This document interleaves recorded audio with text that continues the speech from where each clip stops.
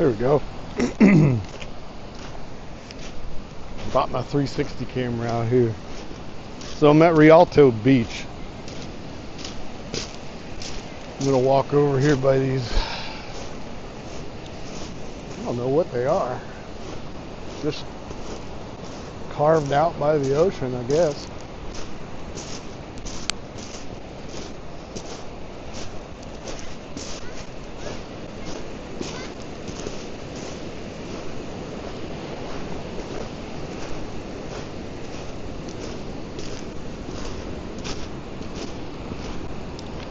So the time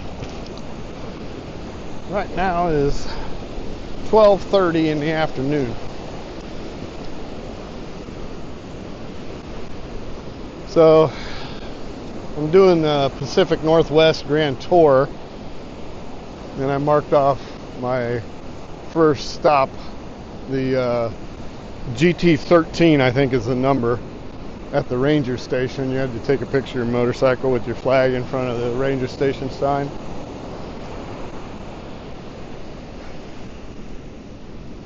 And the beach parking is like 2 miles or something from the ranger station. So I figured I'd come check it out.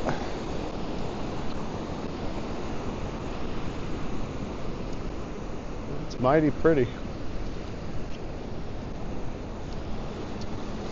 I remembered my DJI mic this time.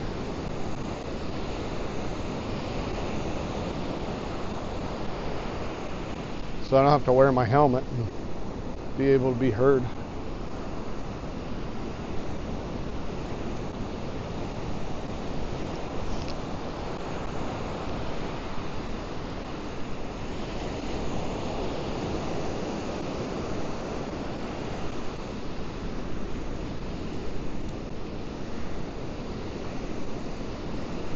So I stayed the night. I camped. Yesterday I drove up to Forks and I stayed the night at a motorcycle and bicyclist campground. And it's at a dude's house, and he's got a bunch of campsites. And it's pretty cool. He's got, I don't know how many different campsites, 15 or 20, I think. It's I think it's called Cycle Camp. I took some pictures of it. If I can figure out how to edit in pictures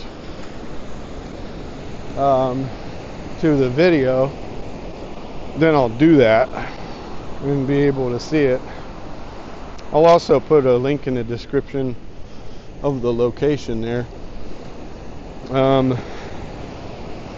But it was pretty cool, you know. It's by donation. You give a donation if you want. He takes you through a little speech telling you about things, and he calls it his orientation. And it was pretty cool. He talks about stuff. Talks about stuff at the campground there, and tells you about what he did for a job and all sorts of stuff. In August, he has a event. I forget what it's called. He gave me a flyer for it.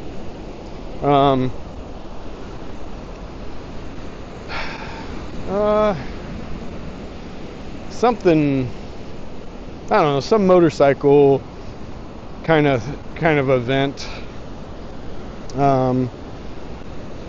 But I don't know, he's pretty good character. So well, I'm gonna have to climb the rocks here to get over the water, so I'm not knee deep in. I wonder if the tide's coming in.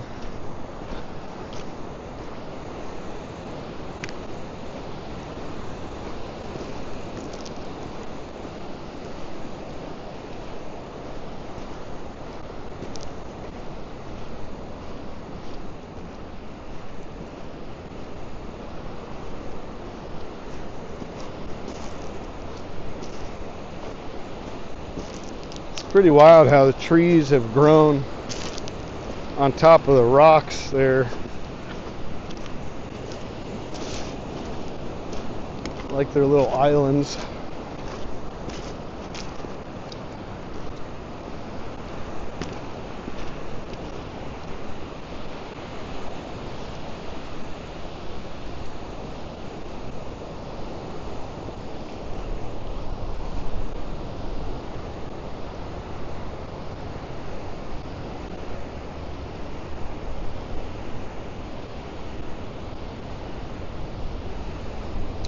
So they call this area right here, I went and ate at a little place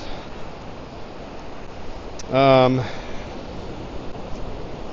at the end of 110, I don't know, about halfway back to Forks. I took some pictures of it, and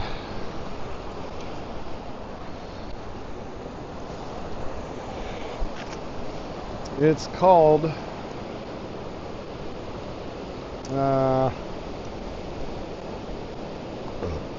excuse me,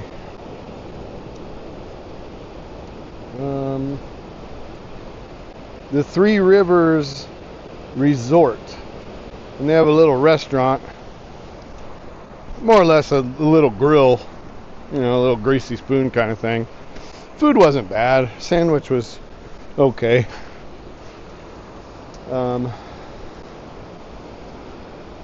But it was palatable. Oh, this seaweed's a bit slippery. But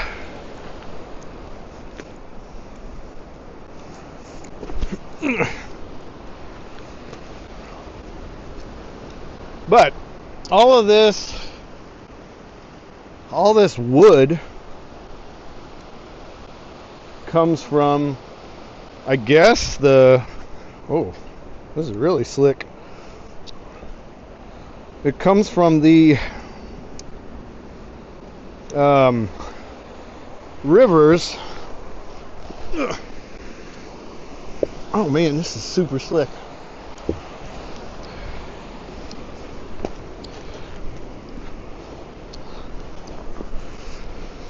So that's my understanding, is it comes from Three Rivers, and when the rains come down up in the mountain, washes trees down, I guess, and these three rivers make for a good collecting point of all these logs and driftwood and everything.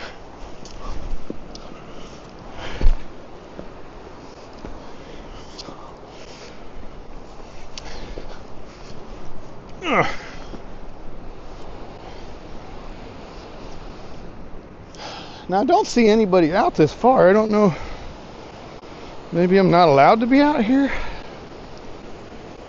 I don't think it's like protected or anything. But all these logs, there we go. I guess all this stuff that washes up here is because of the Three Rivers. So I don't know if this is man-made right here or if this is natural. I don't know. I would guess this is like a break wall.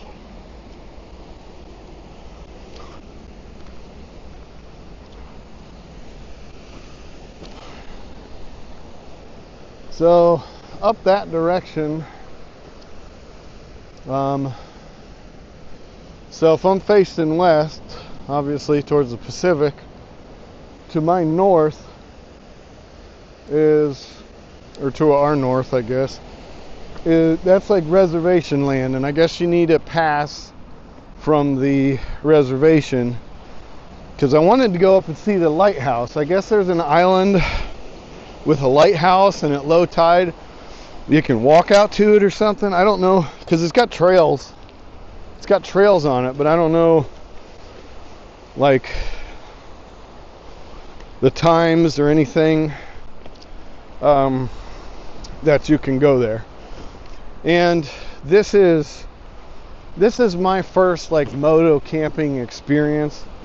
So yesterday I spent a bit longer than I should have stressing about what to throw on the bike, what not to. And you know, I've done this, like, you go through 100 times. You go through, like, in your head or on paper, you know, you put together a spreadsheet of what you need to bring, what you don't need to bring. And like for myself, there's like anxiety that says, oh, screw it, just don't go, you know, like you get stressed out and you really want to go, but you're internally it's just like, no, you need this, no, you need that, and it's all stuff that, you know, you just don't. Well, I'm not going to jump that. If I wasn't all the way up here by myself, maybe if I had family with me or something, I would chance jumping stuff. Because if I got hurt, you know, they can deal with getting help for me. But I don't want strangers to have to do that, you know. I don't want to put that responsibility on strangers, or family for that matter, but it's a little different. Now this is neat. This right here is like salt crystals from ocean water that have spilled in here, probably a bunch, and then they dry, and then they spill in again, and then they dry. Really cool. But yeah, so that's why I'm being pretty careful. I'm old too, and I don't heal up as quickly as I used to when you're invincible. 25 years ago, when you're invincible. But yeah, I think this is a man-made break wall. I'm not sure why they did a break wall. Maybe they did a break wall because all those houses and stuff back there, those buildings and stuff, I don't know. This definitely looks like they were driving out here, so maybe this was all the construction of the, because I know they had like over in, I think Port Angeles is where I was seeing the news about it. No, it wasn't Port Angeles. It was down near the Columbia River, I think. And they were doing some kind of thing, and they got a lift. It's pretty wild. And it's not surprising that it takes so long. Each one of these massive rocks, they got to use a big, like, construction equipment, machinery, big, I don't know what it's called, bucket, scoop or whatever, excavator. But they lift that stuff into place, and then they like position it so that the rocks lock together, which is pretty wild. And it like takes a long time. So they got like constant trucks bringing stone, rocks and stuff back.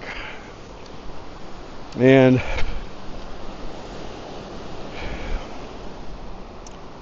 it's quite the job, I guess.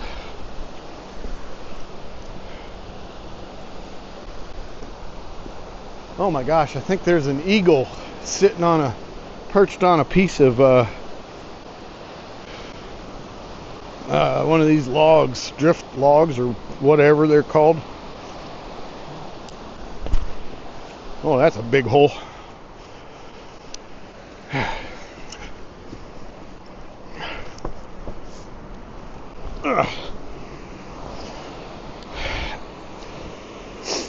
Admittedly, I am in motorcycle gear, so I do have some protection if I did fall.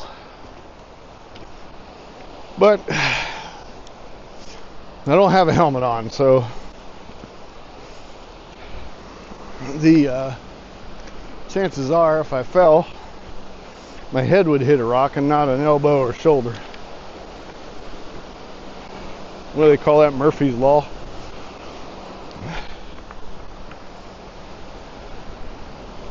I don't know how close I can get to this eagle without him taking off. Bet it won't be very close. It would be pretty cool. He just sits there and looks at me like, hey man, what's up? You actually made the track all the way out here?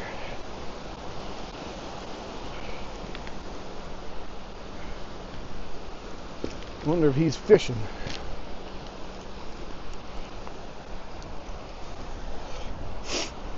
I'm looking for fish. I don't see any.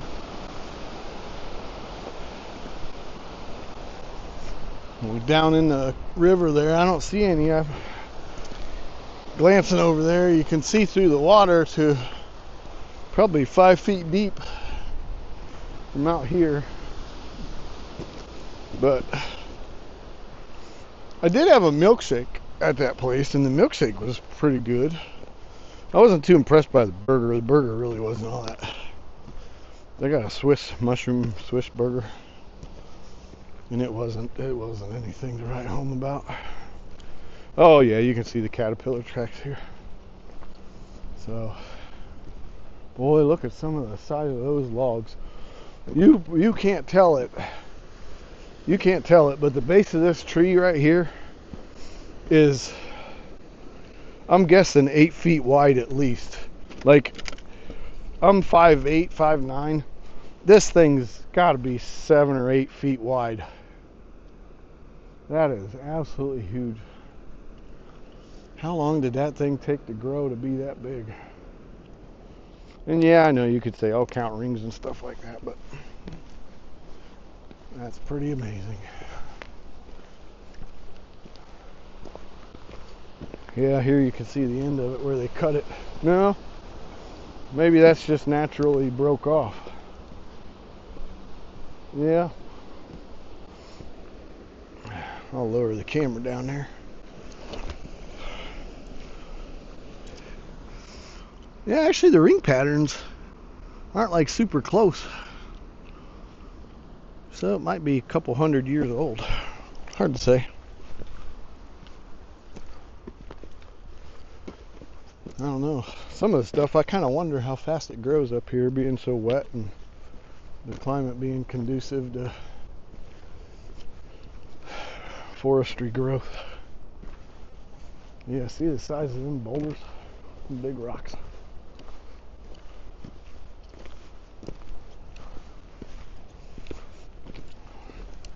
I'll try and climb up this rock over here, probably piss off that bird. I'm not going to pick feathers or anything like that because I know it's not allowed. I'm just kind of curious if he's going to sit there and let me get close to him, or if he's going to be like, later, dude.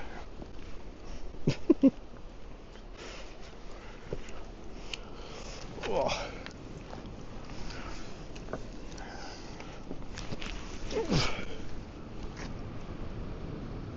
He's still sitting there. I don't even think he sees me.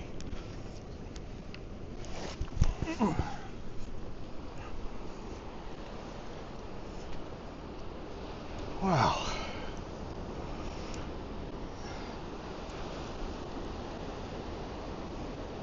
That is cool. Yep. He's like, I'm bouncing. Got a human too close. I don't like him.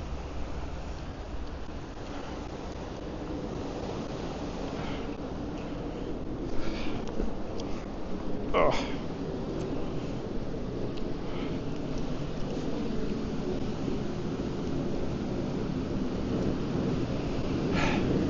Boy, that's pretty. That is pretty.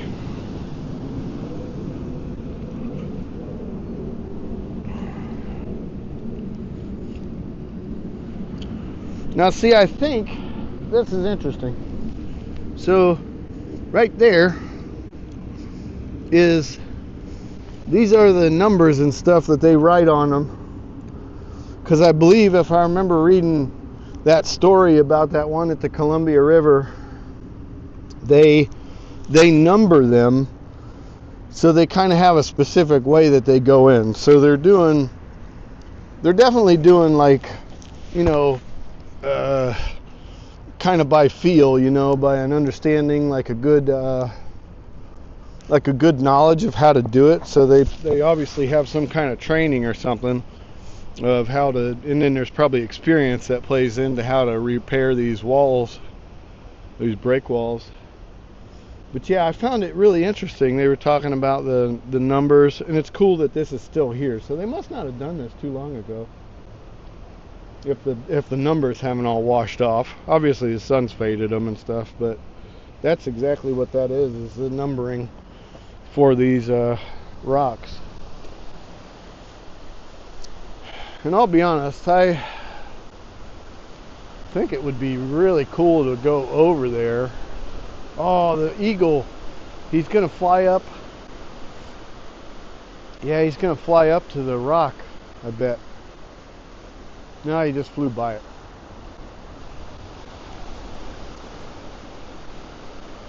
Well, maybe he's gonna fly up there. Oh, he flew around it. And there's another one over the water. Now he must be fishing too. I'm not going to go too any further. That way I obviously am disturbing them. And climbing in this gear and everything, I'm getting pretty hot. Oh yeah, she's flying around. She's flying around the rock again. Oh no, she's flying up to the top of the rock. Oh, that's their nest. Oh, now that is cool. I don't know if I can zoom in on the 360 camera, but there definitely is an eagle's nest up there on the edge of that cliff, that rock cliff. That is neat.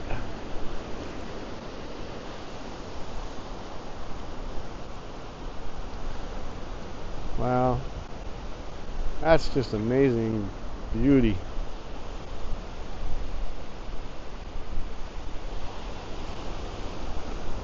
I'm going to take a picture.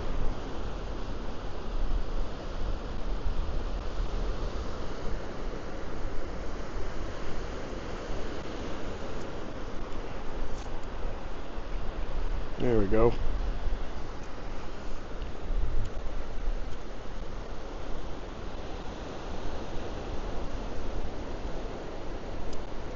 I'll be honest, I wish I could wait here until the sun goes down and watch this. This is beautiful. Now, what is that building over there? There's some kind of structure out in the water, or some kind of thing. I don't know what it is. It's got like a blue thing on it.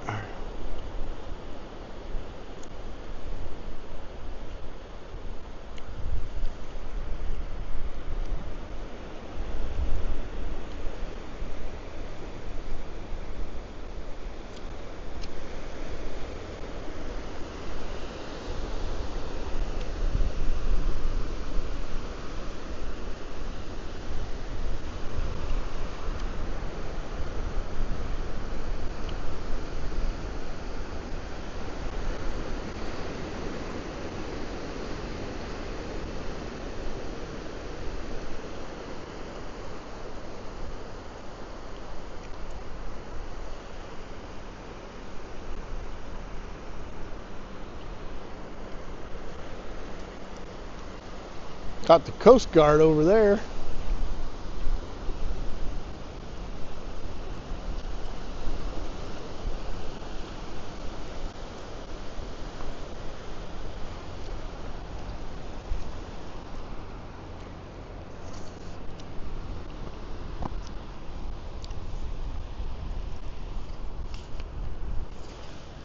There we go. Yeah, we got a couple people in a little like canoe or something. And there's the Coast Guard boat. There's another like fishing boat or something behind that.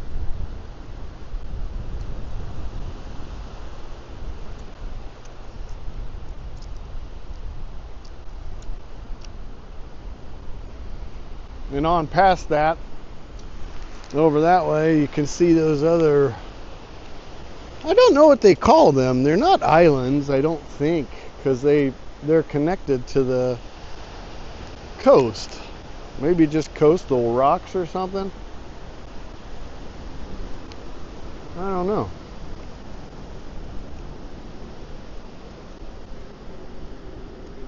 Looks like the Coast Guard is going into dock.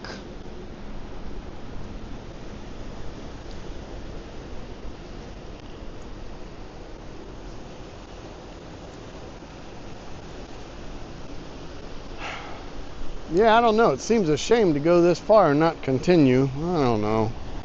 I'm not bugging the eagles anymore since they flew off.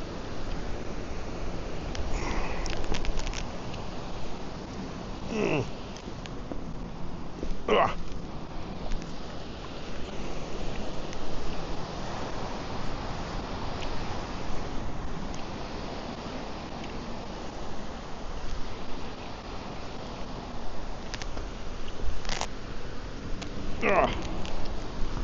You can hear the Velcro on my jacket.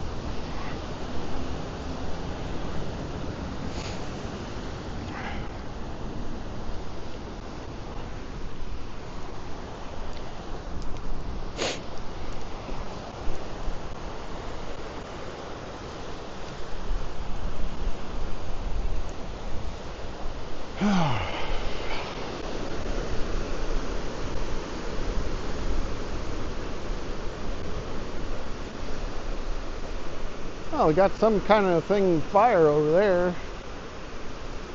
Over on the coast up that way. Not sure what it is.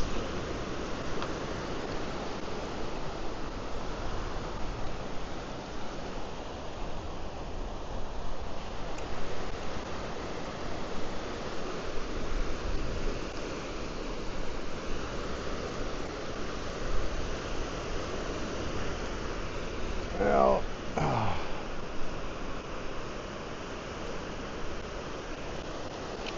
yeah, I still got to get to Port Angeles and everything. It's what time did I say it was? It's probably noon by or 1 by now. Yeah, it's 1 o'clock. So yesterday I didn't leave my house until 3 o'clock. Yeah, it's like 3 o'clock, 3:30, and